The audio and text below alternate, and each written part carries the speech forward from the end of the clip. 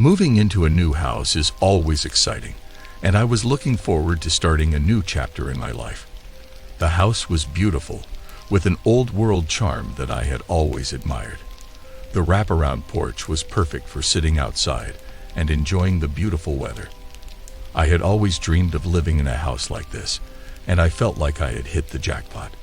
But as soon as I stepped inside, I felt like something was off. There was a heaviness in the air, and I couldn't shake the feeling that someone was watching me.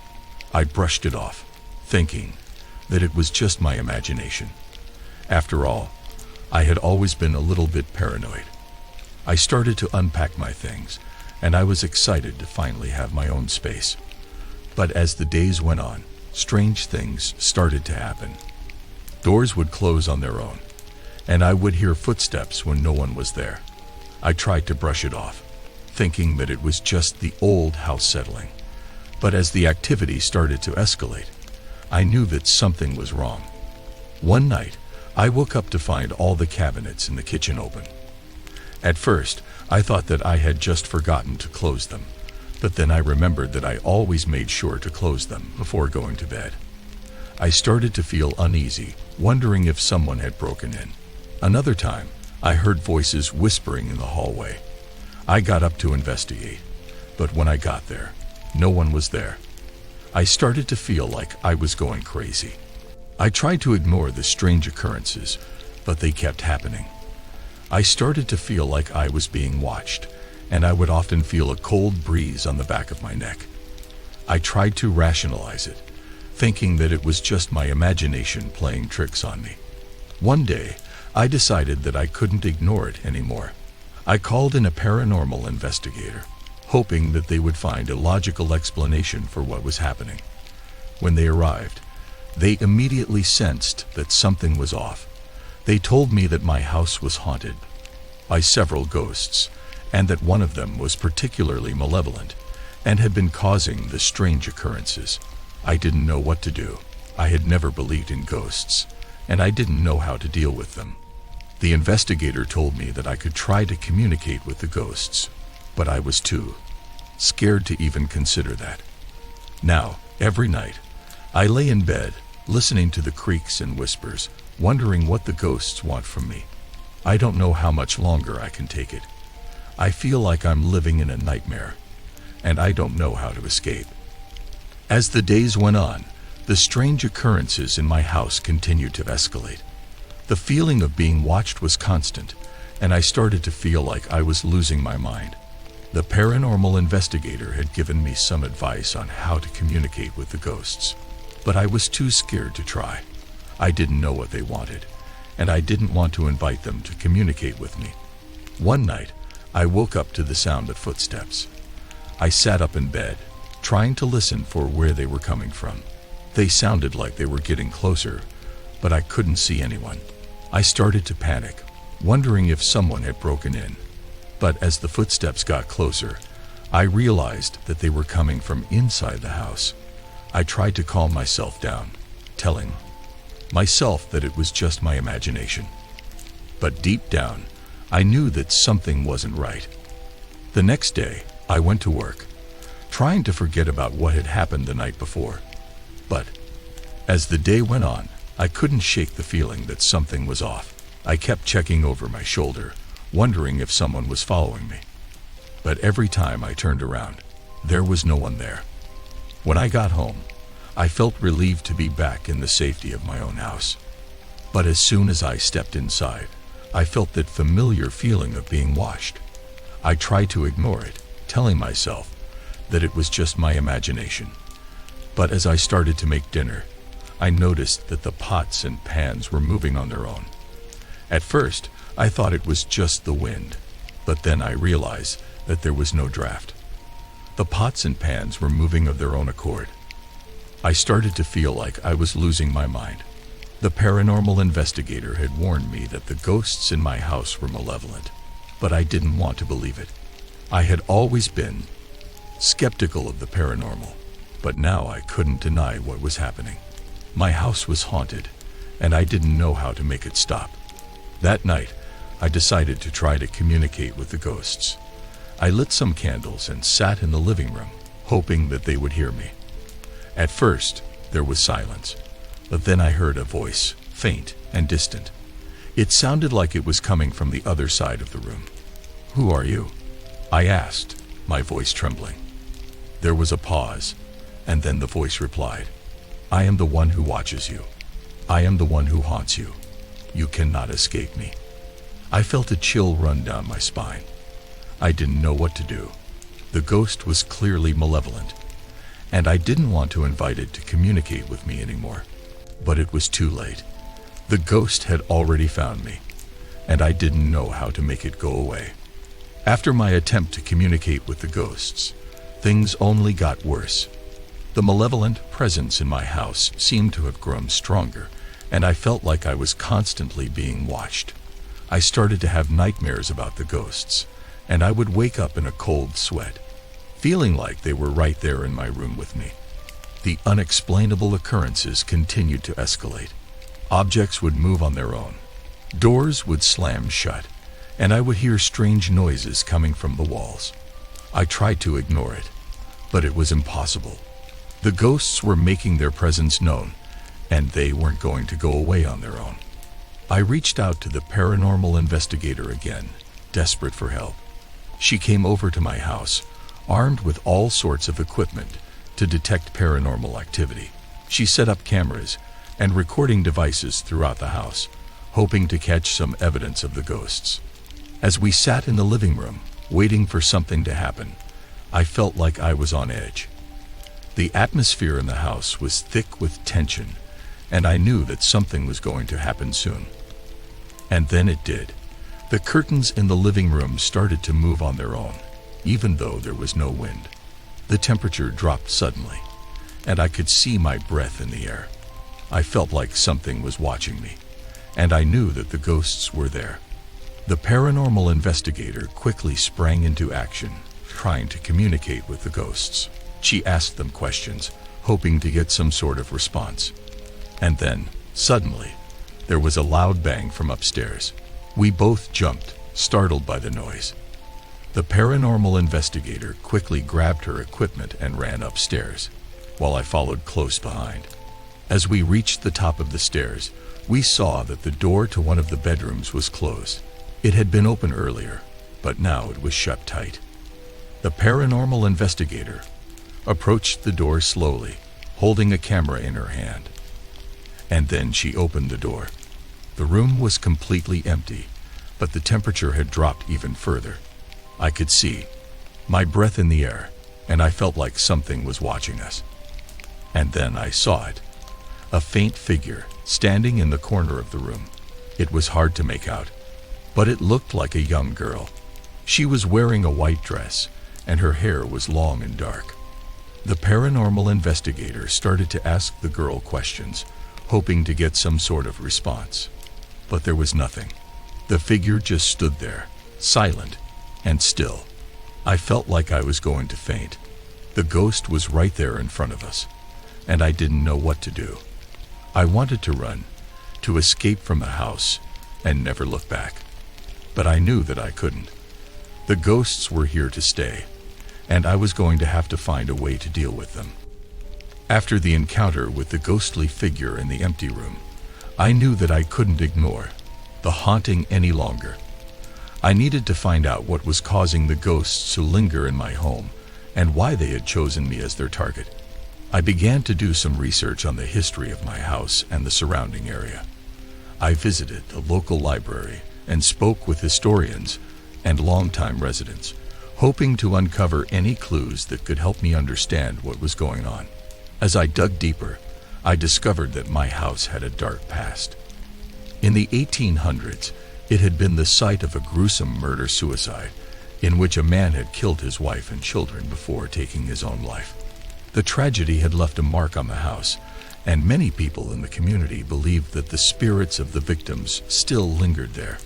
I also learned that there had been other reports of paranormal activity in the area, including sightings of ghostly apparitions and unexplainable noises. It seemed that my house was just one piece of a larger puzzle.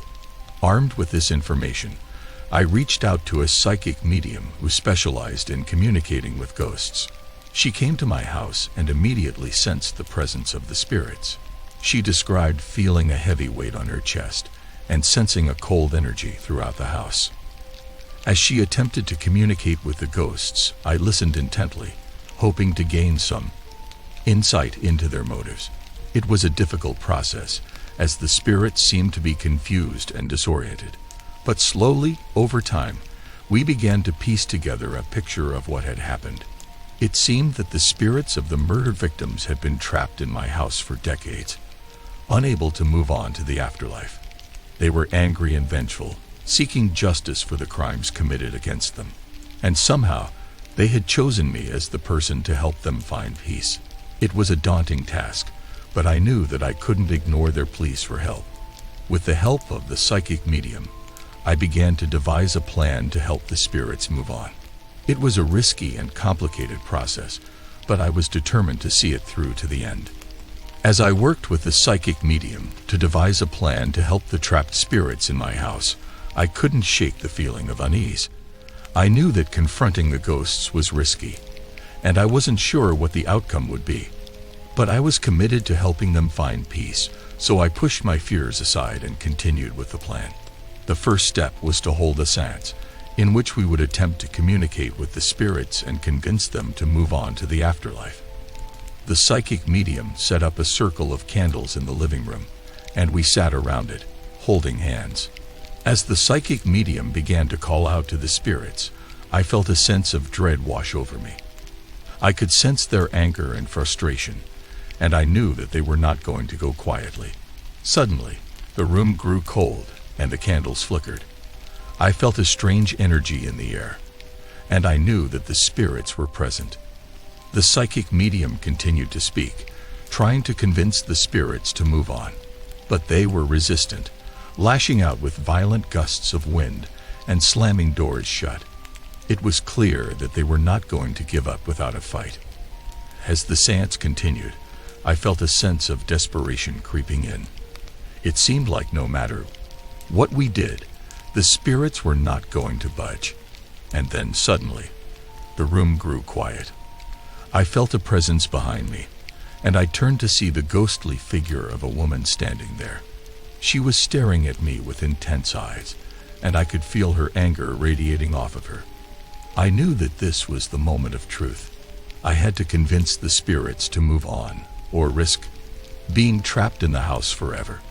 With shaking hands, I began to speak to the woman, pleading with her to find peace and move on. At first, she was resistant, but slowly, I began to see a change in her expression. And then, suddenly, she was gone. The other spirits followed suit, disappearing one by one until the room was empty.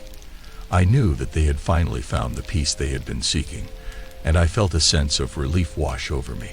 But even as the haunting came to an end, I couldn't shake the feeling of unease. I knew that I had crossed a line, and that I had opened myself up to forces that I couldn't fully comprehend. And I knew that the ghosts would never truly be gone, lurking just beyond the veil, waiting to be called back. After the confrontation with the spirits, things seemed to calm down in my house. The unexplainable noises and ghostly apparitions ceased, and I finally felt like I could breathe a little easier. But even though the haunting had ended, I couldn't shake the feeling that something wasn't right. There was a lingering presence in my house, a sense of unease that seemed to seep into every corner. I tried to ignore it, going about my daily life as usual, but no matter what I did, I couldn't shake the feeling that something was watching me, waiting in the shadows. It was a feeling that only grew stronger as the days went by. I would wake up in the middle of the night, sweating and shaking, convinced that there was someone or something in my room with me. I began to avoid certain parts of my house, afraid to confront whatever was lurking there. I stopped going into the basement altogether, unable to shake the feeling that something was waiting for me down there. It was a constant battle, trying to push the unease aside and convince myself that everything was okay. But no matter how hard I tried, I couldn't shake the feeling that something was off. Finally, I decided to seek out the help of a paranormal investigator again. I had never been a believer in that sort of thing, but I was desperate for answers. The investigator arrived at my house, armed with all sorts of gadgets and equipment. He spent hours walking through every room, taking readings and measurements and searching for any signs of paranormal activity. And then, finally, he turned to me and said, "There's definitely something here." I felt a sense of relief wash over me. Finally, I had confirmation that I wasn't just imagining things, but that relief was short-lived, as the investigator continued. And it's not just one spirit. There are multiple entities here, and they're all angry. I felt a chill run down my spine. It seemed like the haunting in my house had never truly ended, that I had only scratched the surface of the darkness lurking within. The paranormal investigator offered to try to cleanse the house, to remove the negative entities and restore a sense of peace. But even as he worked, I knew that there would always be a sense of unease in my house, a reminder of the darkness that had once lurked there. Despite the paranormal investigator's best efforts, the feeling of unease in my house never truly went away. I tried to ignore it, but it was always there, lurking in the shadows.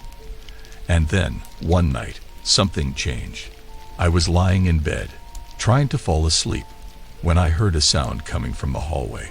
It was a soft rustling sound, like someone shuffling their feet across the carpet.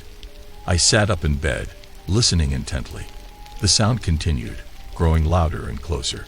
And then, suddenly, I saw a figure appear in my doorway. It was the ghostly figure of a woman, the same one that I had seen during the sounds. She was staring at me with intense eyes, and I could feel the anger radiating off of her. I knew that I had to confront her, to find out what she wanted, and try to bring peace to the house once and for all. With trembling hands, I reached out to her, trying to make contact. And then suddenly, everything went black. When I woke up, I was lying on the floor, surrounded by broken furniture and shattered glass. The woman was gone, and I was alone in the darkness. I knew then that I had made a mistake, that I had opened myself up to forces that I couldn't control. And I knew that the only way to find peace was to leave the house behind, to start over somewhere new. As I packed my bags and left the house for the final time, I couldn't help but feel a sense of sadness. The ghosts that had once haunted me were now trapped in that house, unable to find the peace that they so desperately needed. But as I drove away, I knew that I had done everything I could. I had faced my fears and confronted the darkness, and I had come out the other side.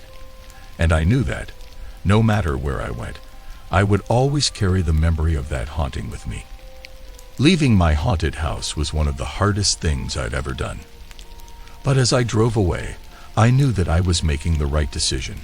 I needed a fresh start, a new beginning where I could leave the ghosts of my past behind. I found a small apartment in the city and slowly began to rebuild my life. I made new friends, explored new places, and started to find joy in the simple things again.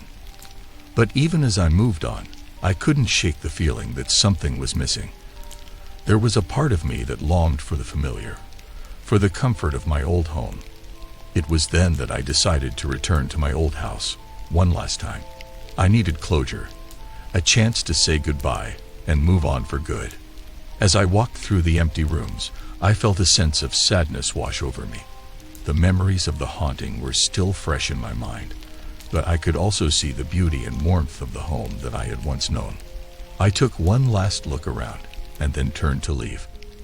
But as I walked towards the door, I heard a whisper in my ear, a soft voice that I recognized all too well.